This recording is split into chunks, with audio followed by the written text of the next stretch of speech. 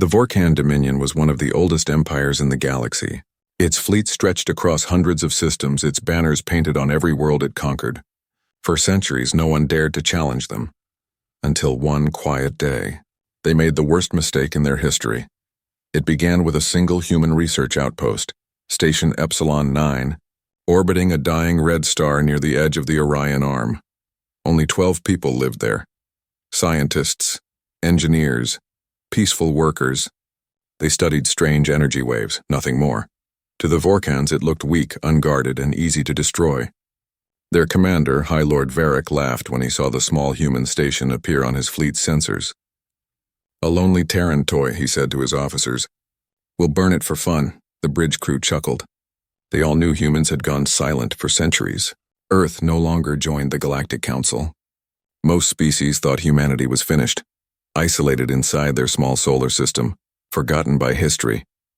So when Varric gave the order, no one hesitated. Hundreds of plasma cannons charged. Missiles screamed across the void. The human station never stood a chance. Within minutes it was gone, reduced to drifting debris. Varric watched the fire on the holoscreen and smiled. "Let this be a message," he said proudly. "Earth is nothing now." The crew cheered.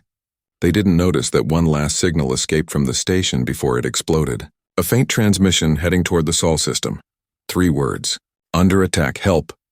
Back on Mars, deep below the surface, a quiet system of machines and satellites listened. They were old, ancient, almost forgotten. But when that message reached them, they woke up. Red lights filled the underground tunnels.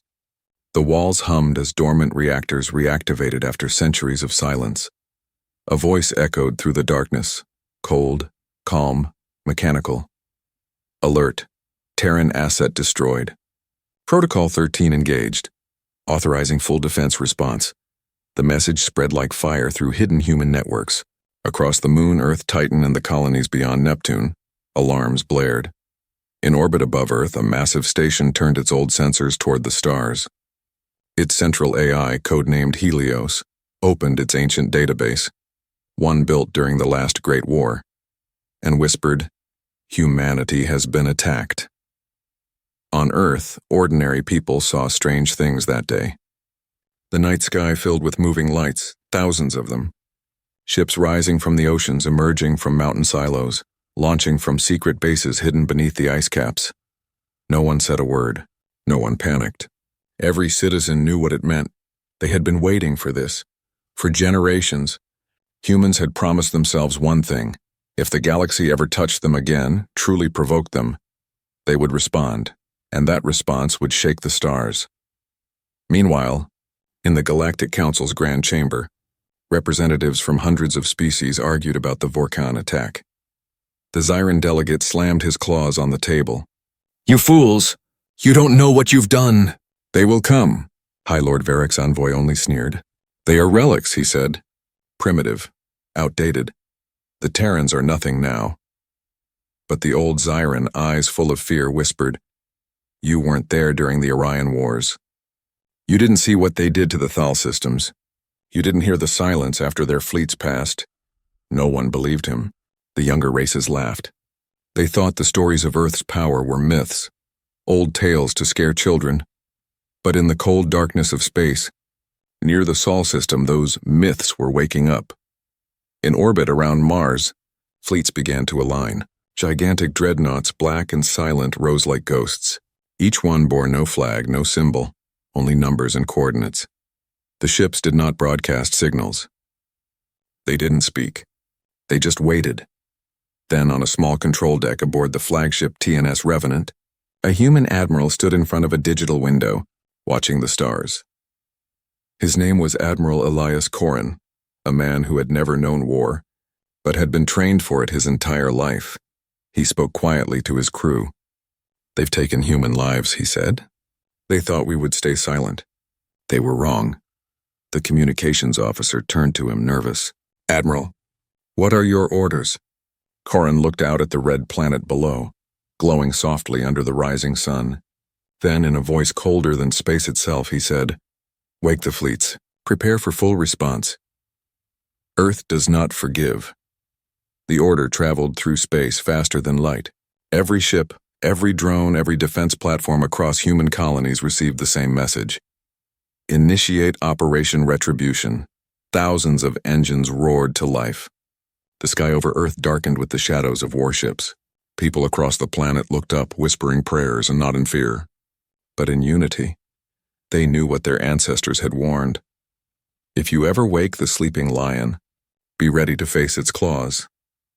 The galaxy had just woken it, and somewhere, deep beneath the oceans of Earth, a voice older than all of them spoke the final confirmation. Humanity's response authorized. From that moment on, the galaxy was no longer at peace. Because the humans, among the species everyone thought was finished, had just remembered what they truly were. Not prey, not victims, but hunters. And their hunt had just begun. The Vorkan Dominion celebrated for days.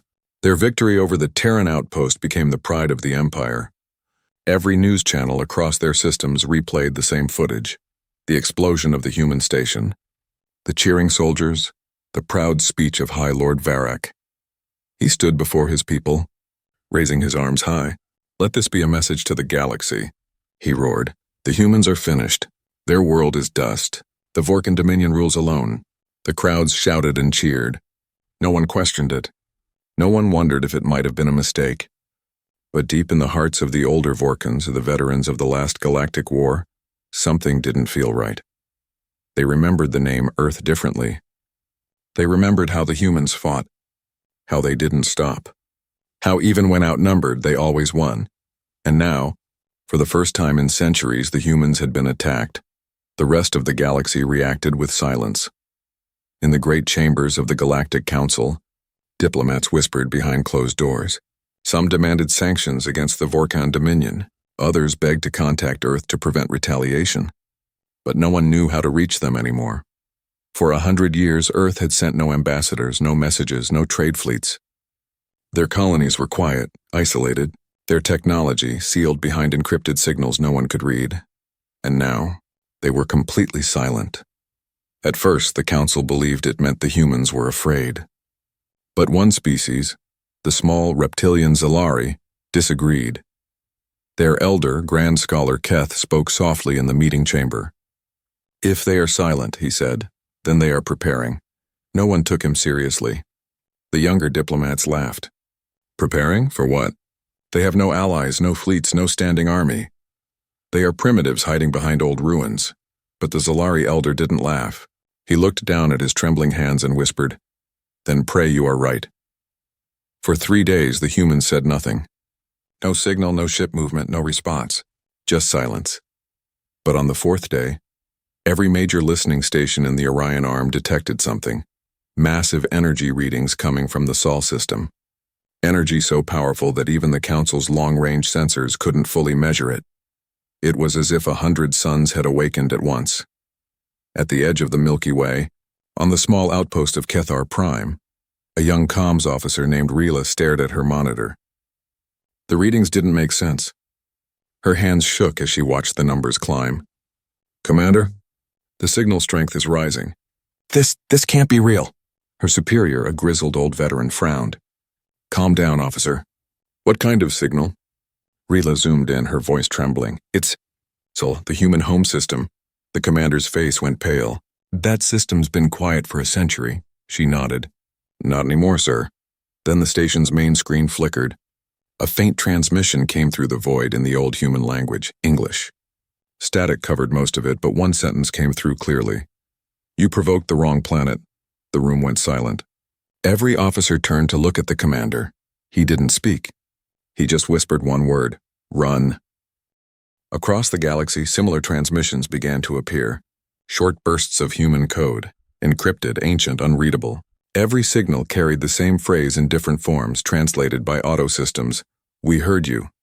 We remember. You should not have done that." Governments panicked. The Council ordered immediate contact with Earth, but every message bounced back. Earth had blocked the galaxy from entering its network. Every attempt to scan the Sol system failed. Telescopes saw nothing, just static and blackness, as if a fog had formed around the entire solar system. Meanwhile, inside that fog, humanity prepared. On Luna Base, engineers worked without sleep. activating dormant fleets buried beneath the moon's crust. On Mars, factories that had been silent for decades began producing thousands of autonomous war machines. In orbit, the shipyards of Jupiter glowed bright, building massive dreadnoughts shaped like black arrows. The voice of Helios, the AI overseeing Earth's defenses, echoed across every command center. Operation Retribution in progress. Estimated time to readiness, 72 hours. Across Earth's cities, citizens stopped what they were doing. They looked up at the night sky and saw it filled with trails of light. Launch after launch, thousands of ships rising into orbit. Some smiled, some cried, but none were afraid. At the same time, in the Vorkan capital, High Lord Varric received reports of strange readings near human space. His generals warned him that large objects were moving, too many to count. He dismissed them. Let them come. We'll crush whatever pathetic fleet they send. But one of his advisors, a young officer named Rin, spoke softly. My lord, the last readings show their ships are larger than anything we've seen. They're not moving randomly. They're forming a perimeter. Varric laughed. Good. Then they're easier to find. He didn't realize those ships weren't forming a perimeter. They were the perimeter, sealing humanity inside a war machine the size of a system. As the days passed, the silence from Earth grew heavier. No one dared to enter their space now. Even the pirates and smugglers avoided the human border. One smuggler who tried to approach reported seeing something. It wasn't ships, he said later, trembling. It was shadows. Hundreds of them. They didn't move like ships, they watched me. No one believed him at first, until his ship was found drifting empty a week later. By the 7th day, the galaxy had begun to panic. The council called an emergency meeting. They demanded the Vorkan Dominion to take responsibility and send an apology to Earth. But it was too late, because while they argued, the long-range sensors picked up something terrifying, a ripple of FTL energy spreading across the void from the Sol system. Thousands of human warships leaving at once. No signals, no warnings, just motion, straight toward Vorkan space. In the control room of the Galactic Council, the delegates froze as the readings became clear. The energy wave was enormous, like a storm covering half the Orion Arm. Someone whispered, "How many ships?" A terrified technician replied, "We can't count them, they're everywhere." Back on Earth, in a dark war room buried under the surface, Admiral Corrin stood before a glowing map of the stars. Red markers showed the path of the Vorkan Dominion. He placed his hand on the table, eyes cold, voice steady. They wanted to test us, he looked at his officers. Now we show them the result. With one quiet command, he gave the order the galaxy would never forget. Deploy all fleets. For every human life lost, take back a world. That night, as the human armada disappeared into the stars, the galaxy fell silent again. But this time, the silence wasn't peace. It was the sound of something coming. Something that no one could stop. Something that the galaxy had forgotten, but was about to remember in the most terrible way. The Vorkan Dominion's border systems were peaceful that morning. Merchants traded, miners worked, and soldiers relaxed in orbit around small planets that glittered like jewels in the darkness. To them, the war was already over. They had destroyed the human station. No retaliation had come. Their commanders had declared victory. They believed the silence meant safety, but they were wrong. At exactly 0300 hours, near the gas giant Tralos, the first human ships appeared. There was no warning, no signal, no flash of light. Space itself seemed to tear open. The Vorkan defense radar caught only a brief distortion, and then hundreds of black, silent warships emerged from slipspace. Their hulls absorbed light. Their edges shimmered with faint red energy. They made no sound, no announcement, no request for surrender. They just appeared, like ghosts. On board the Vorkan station, Haros 9, alarms screamed. Officers ran to their stations. The commander, Reth Khan, shouted orders. "Identify those ships, now!" His sensor crew panicked. "We're trying, sir." They're not broadcasting any codes. They're blank. Blank? No ID, no signal, nothing. It's like they're invisible. Then one of the junior officers whispered in fear. "Sir, look at their formation. They're surrounding us." Out in space, the human fleet was perfectly still.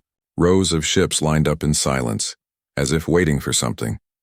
Inside the lead ship, the TNS Revenant, Admiral Elias Karan stood at the viewing deck. The face of the Vorkan station filled his screen. His officers waited for orders, their faces calm but cold. The ship's AI, Helios, spoke softly beside him. Targeting data confirmed. 1264 hostiles detected. Shall I begin countdown? Corin nodded once. Yes. Begin the strike. Helios's voice echoed through every human vessel. Operation Retribution. Phase 1 engaged. At that moment, all across the Vorkan defense network, lights began to flicker. Sensors jammed. Communications failed. The Vorkan commander screamed into his comms, "All ships, open fire now!" But before his order could be completed, the stars lit up. Thousands of human missiles launched at once. Each one guided by artificial intelligence moving faster than light. They didn't explode on contact. They cut through hulls. They burned through metal. They erased everything they touched. Within seconds, half the Vorkan fleet was gone. From the planet's surface, civilians looked up at the sky and saw a storm of light. Red trails streaked through the atmosphere, followed by silence. The orbital defense platforms exploded like dying suns. There were no screams, no speeches, just fire. Inside the Revenant, Karan watched the destruction unfold without emotion. His officers didn't cheer. There was nothing to celebrate. They were soldiers carrying out a sentence. Enemy fleet neutralized, Helios reported. Awaiting further instruction. Karan turned toward his second-in-command, a woman named Commander Silva. Send this message to all ships, he said quietly. No survivors. No communications left behind. Make sure they cannot tell the galaxy what happened here.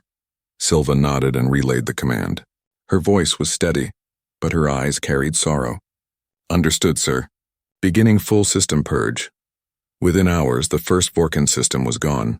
Planets burned, satellites melted, stations vanished. When the light faded, the only thing left was silence, and black ships slowly vanishing back into slipspace. Far away, in the Vorkan capital, High Lord Varak received the first reports. His expression changed from pride to confusion, then to fear. What do you mean the Trelos system is gone? He shouted. That's impossible. Our defense grid, the transmission cut off mid-sentence. Another message arrived seconds later, just static and a single human symbol glowing red. The translation came through automatically. For every human you killed, a world will fall. Varak's claws dug into the armrest of his chair. Mobilize the fleet! I want every warship ready now. But his generals hesitated. My lord, we still don't know how many ships they have. I don't care. They're just humans. Crush them. As the Vorkan fleet began to mobilize, the humans moved again, faster than anyone thought possible. They didn't fight like other empires. They didn't send warnings or armies. They struck from the shadows, then disappeared. Every time the Vorkans thought they had found them, the humans were already gone. But their worlds kept burning one by one. In the Galactic Council, panic spread. Messages flooded in, reports of destroyed systems, dead colonies, and silent sectors. Counselors screamed at each other across the chamber. We must contact Earth. We can't. Their network rejects all transmissions. Then we're all doomed. The Zalari elder Keth closed his eyes. He had seen this once before and long ago during the Orion Wars. He whispered to no one. They told us to leave them alone, and we didn't listen. By the end of the second week, 7 Vorkan systems had vanished. No survivors, no distress calls. Just emptiness where life had once existed. Varak's empire, once proud and unstoppable, was now crumbling. And still no one had seen a human in person. Only their ships. Only their silence. In orbit over one of the destroyed worlds, Admiral Corin stood before a massive viewing window. The planet below was dark, quiet, lifeless. Commander Silva approached him. Sir, all targets eliminated. The Dominion's command network is collapsing. Corin nodded slowly. Good, send the next coordinates. Silva hesitated. Do you ever feel sorry for them? Corin looked at her, his expression unreadable. No, they brought this on themselves. We warned the galaxy once before. They forgot. He turned back to the stars. Now they'll remember. Behind them, the massive fleet prepared for its next jump. Helios's voice filled the ship once more. Target confirmed. Next strike, Vorkan Prime. The Admiral gave one final order. Proceed. And then, with a flash of light, the human armada disappeared, leaving behind only dust, silence, and the memory of their wrath. In the far corners of the galaxy, alien civilizations watched in horror. The humans hadn't sent ambassadors. They hadn't asked for peace. They hadn't demanded surrender. They had simply answered the attacks with extinction. But this was only the beginning. Because the humans weren't just fighting the Vorkans now. They were sending a message to the entire galaxy. We will never be your prey again. For days, the galaxy was silent.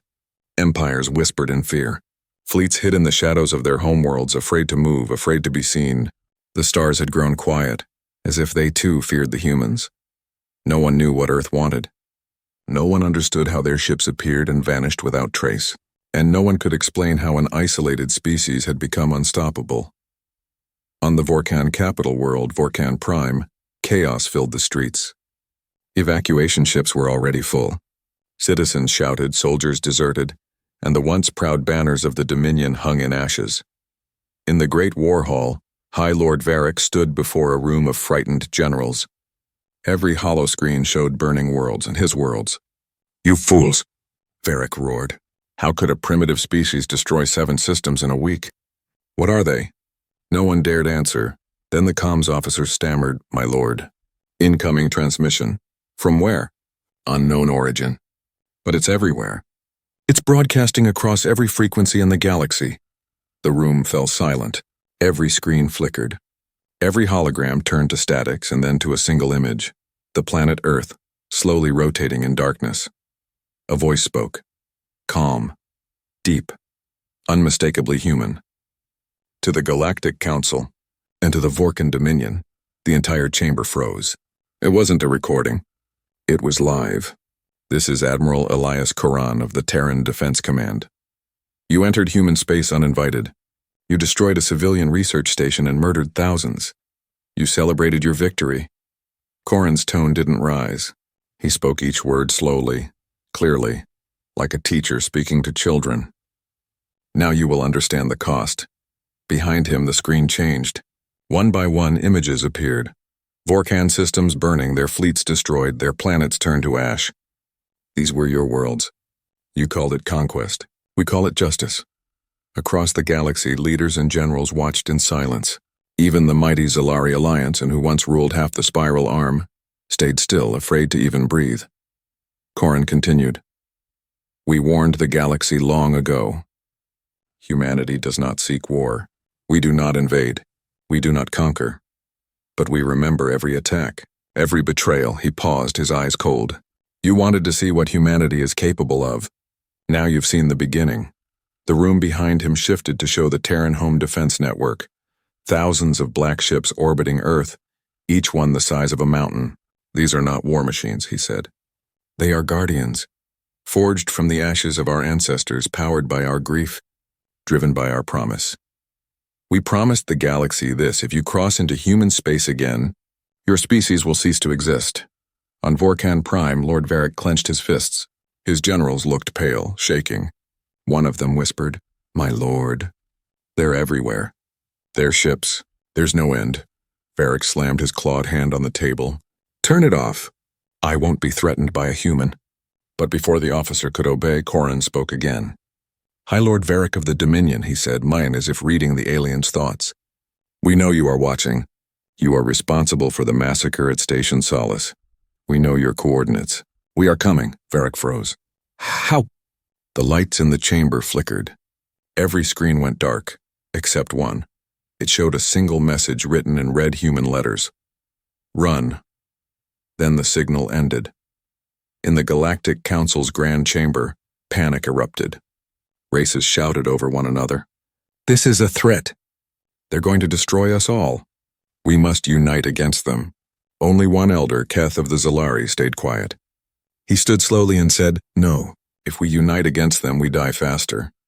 The others turned to him in shock. "Then what do we do?" Keth looked up at the stars through the transparent dome above. "Pray they never come this way again." Meanwhile, far from the council in the void near Sol System, fleets of human warships assembled.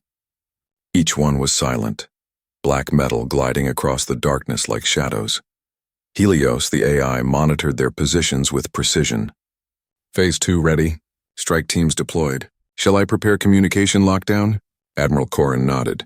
Yes, after tonight, no one in the Dominion will be able to speak again. On the command deck, Commander Silva stood beside him. Her voice was soft but firm. Admiral, the Council will panic. They'll turn the galaxy against us. Let them, Corrin said. They all watched when humans were killed. They said nothing. They're all guilty. He looked toward the Earth glowing below them, blue, peaceful, beautiful. This planet taught us mercy once, he whispered. Now it will teach them fear. Back on Vorkan Prime, strange signals began to appear in the skies. Machines flickered in the atmosphere. Civilians screamed as the stars turned red. The same message repeated in every language across every device.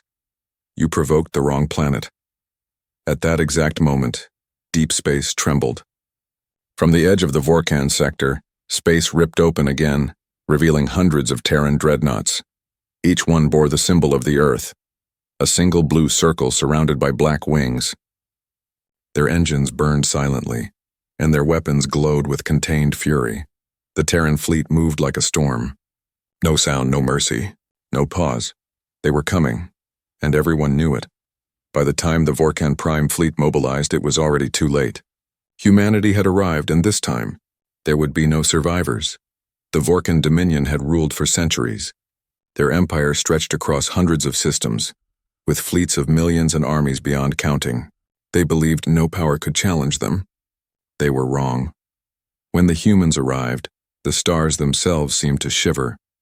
The first Terran ships came out of the dark, silent, without warning, their black hulls swallowing starlight. They did not answer calls. They did not send messages. They only moved forward. Every scanner in the Dominion lit up at once. Multiple contacts detected.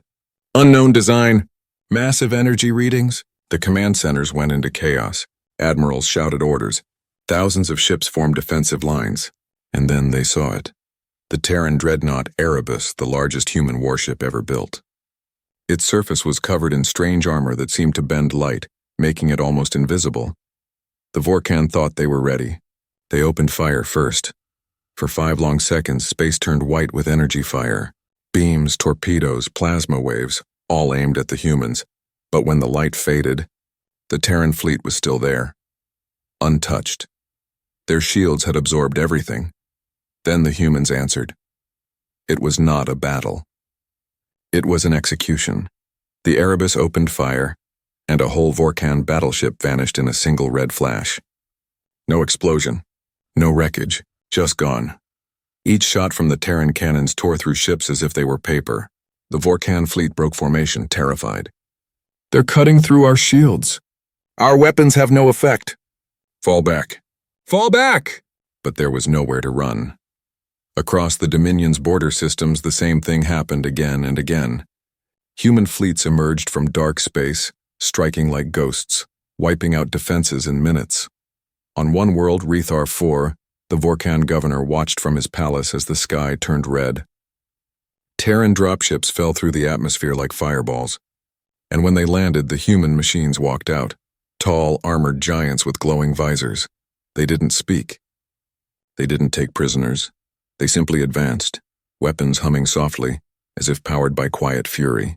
Every Vorkan weapon fired against them failed. Their bullets melted. Their plasma bolts reflected back at them. By nightfall, Rethar IV was silent. Every city was gone. Every fortress turned to glass. Back on the Terran flagship Erebus, Admiral Elias Corrin stood on the command deck, watching the destruction unfold through the holographic display. Commander Silva approached him quietly. Admiral, it's over. The Dominion fleets are collapsing. Their capital defenses are down. Corrin's face was cold. No, not yet. Sir? Not until Varric sees what he caused. He turned to Helios, the AI. Target the capital world. Full planetary lock. Broadcast the feed.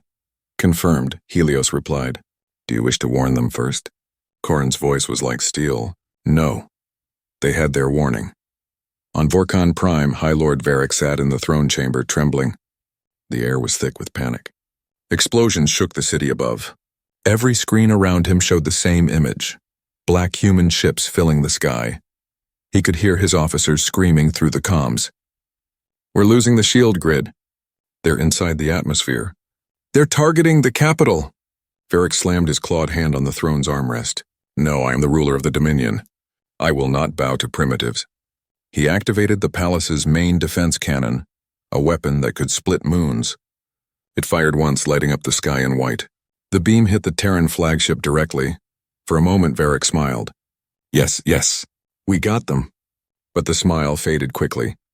The light faded. The Erebus was still there, untouched, and then it looked at him. The ship's main gun rotated, its red targeting line focusing on his palace. Varric froze. No, wait. The last thing he saw was the glow of human energy building in the dark. Then in a blinding flash, Vorkan Prime vanished from existence. Across the galaxy, millions watched the broadcast in horror. They saw a planet die in silence. No warning, no screams. Just light, and then nothing. The message was clear. You provoked the wrong planet. When the fires faded, Earth's fleet sent a final transmission to the remaining Dominion systems. "This is Admiral Elias Koran. The Vorkan Dominion has been judged. Humanity does not seek revenge. Humanity seeks balance. You attacked our people. You paid the price." He paused, his eyes dark and calm. "Let this be the last war the galaxy ever sees." Then the transmission ended.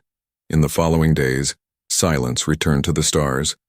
Where the Vorkan Empire had once ruled, there was now only darkness. And beyond that darkness, the faint, distant glow of blue light, the Terran fleet returning home. No one dared to follow them. No one dared to speak their name aloud, because now every empire in the galaxy understood one thing. You never provoked the planet called Earth. The war was over. The Vorkan Dominion, once the strongest empire in the galaxy, no longer existed.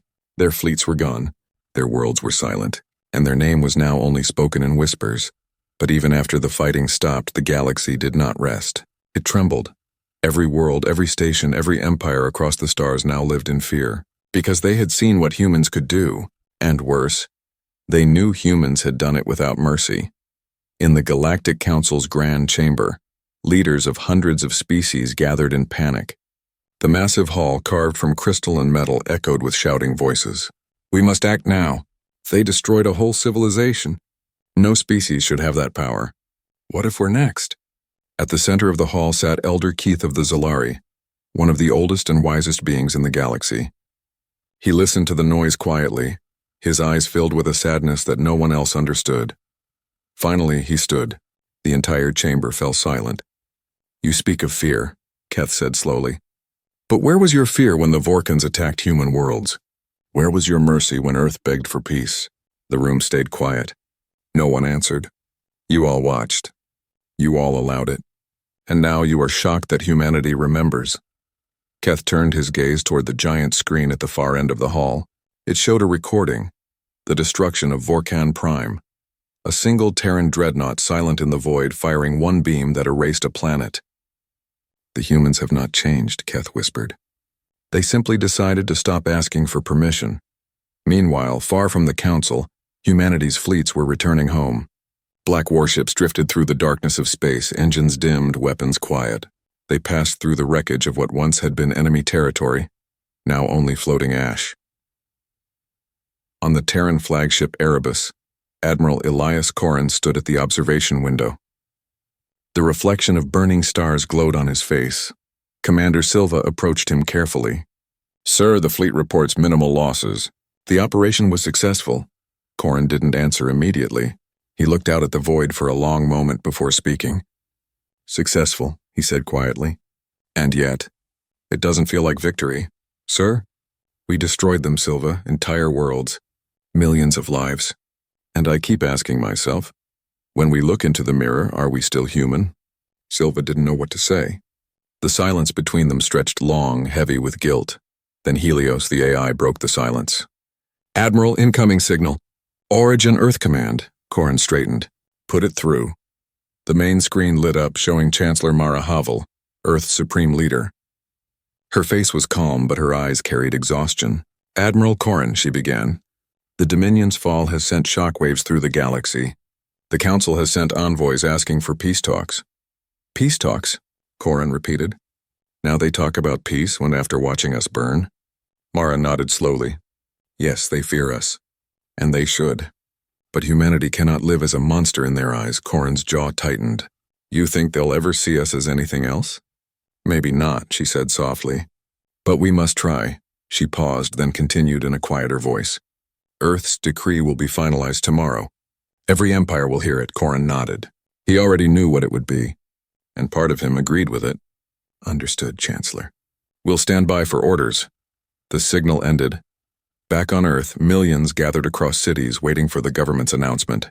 For the first time in generations, the skies above the planet were filled with Terran warships, returning home. People watched silently as their black silhouettes passed overhead, symbols of both pride and fear. A mother held her child and whispered, "They protected us, my love." The child looked up at the ships and asked, "Will they have to fight again?" The mother didn't answer. Across the galaxy, alien worlds prepared for the same message. Some prayed, some built defenses, and others fled their homes, fearing that the humans would come next. Every world tuned its transmitters to the same frequency, the Terran channel. It would carry Earth's voice across the stars. In the dark void between worlds, aboard the Erebus, Admiral Corin stood once more before his crew. "You fought well," he said. "You've done what needed to be done. But remember this, we are soldiers, not gods. We protect humanity. We do not rule the stars." Commander Silva nodded. But in her heart she knew the truth. No matter what humans said, they now did rule the stars. The galaxy had seen what they were capable of, and no one would ever challenge them again. As the fleet drifted closer to Sol system, Earth appeared in the distance, and small, blue, and peaceful. But behind it, thousands of Terran ships formed a shadow. It was both beautiful and terrifying. Helios's voice echoed softly through the bridge. "Admiral, Earth Command requests all channels remain open for tomorrow's decree." "Very well," Corin said quietly. "The galaxy should hear what we have to say." He turned his eyes toward the blue planet ahead and whispered, "Let them all remember who we are." And far away on alien worlds, leaders waited in silence. They had seen planets burn. They had seen fleets vanish. Now they would hear the voice of Earth itself. Every empire, every ruler, every soldier held their breath. Because they all knew, whatever Earth said next would decide the fate of the galaxy. Every empire in the galaxy waited in silence. No one spoke.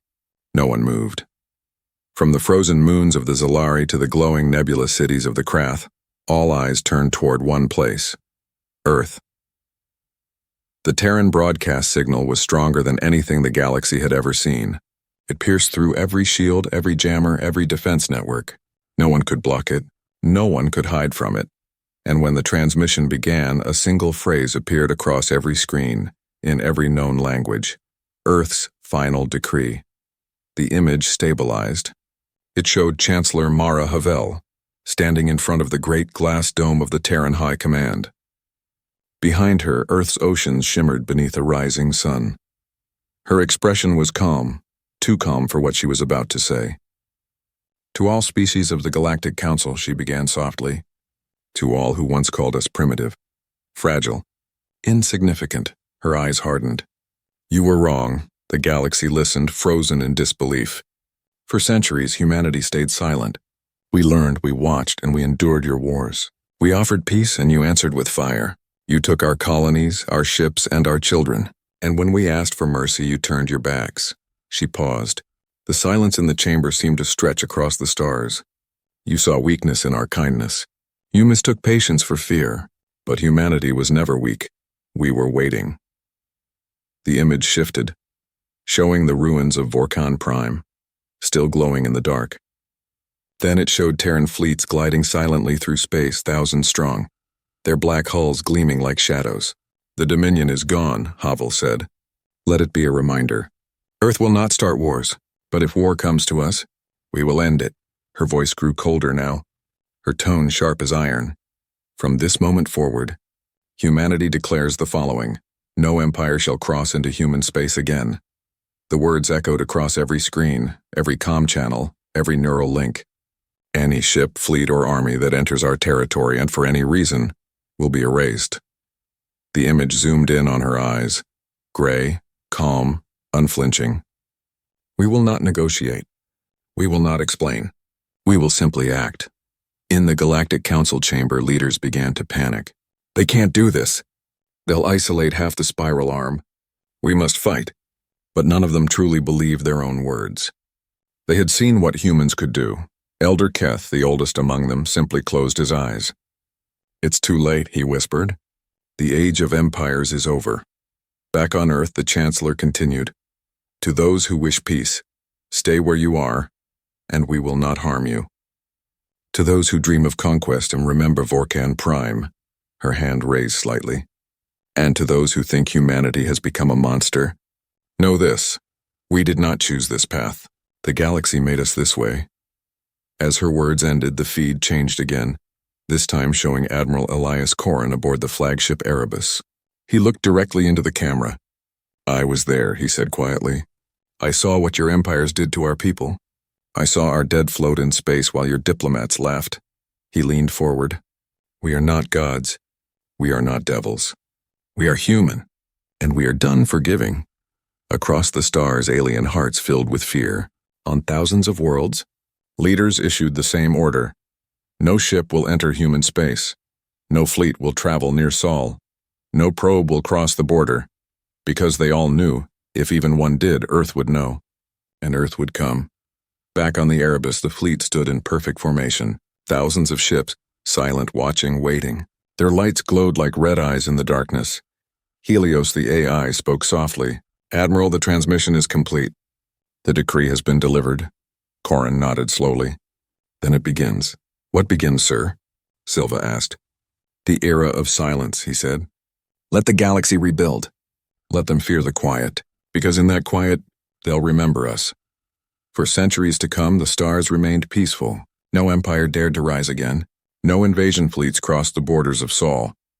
And the Terran Navy, the silent armada, stayed unseen, but always present.